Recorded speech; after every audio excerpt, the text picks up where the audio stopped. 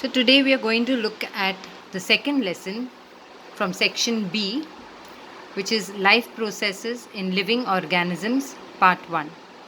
In this lesson, we are going to study two important life processes, and they are cellular respiration, which is nothing but breaking down of the digested food in the cell to produce energy in the form of ATP molecules. We have seen what ATP molecules are in the ninth standard. The full form is adenosine triphosphate. And the second important cell living process is cell division.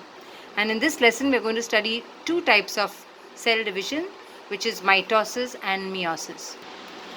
We are aware that we need energy to do a lot of things in our lives. For example, blood circulation, digestion, excretion, and various other activities like walking, talking, moving about, etc. all require energy. And we get this energy from the food that we eat. So in this part, we are going to see how that food that we eat really is converted into energy in each and every cell in our body. And that is why it's called cellular respiration.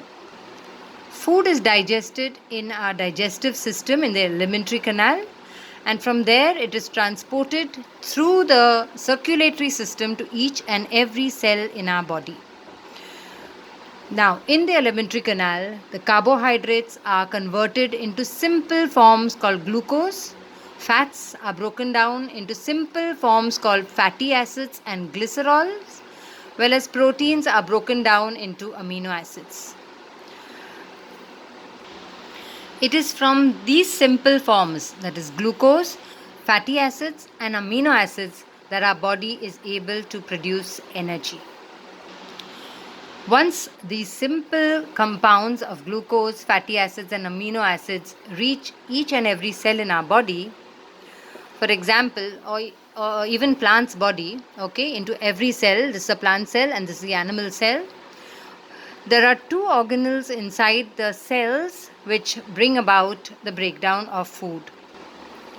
And the organelles required to break down this food is the cytoplasm, that is filling up the cell, and one important body which is called as the mitochondria. We have studied previously that mitochondria is called the energy house of the cell. Once the food is broken down, it produces energy which we can use to do our various activities. Now, this energy that is produced during the breakdown is ATP, which is the energy that can be used. But there are other energy molecules also which you have to be aware of and you must know. The first one is called NADH2. Its full form is nicotinamide adenine dinucleotide. And the second one is FADH2, which is called as flavin adenine dinucleotide. And ATP, which you are aware of, is adenosine triphosphate. Now, ATP, we can compare it to currency of a country. For example, if you were in America and we had to spend money, our Indian rupees would be of no value.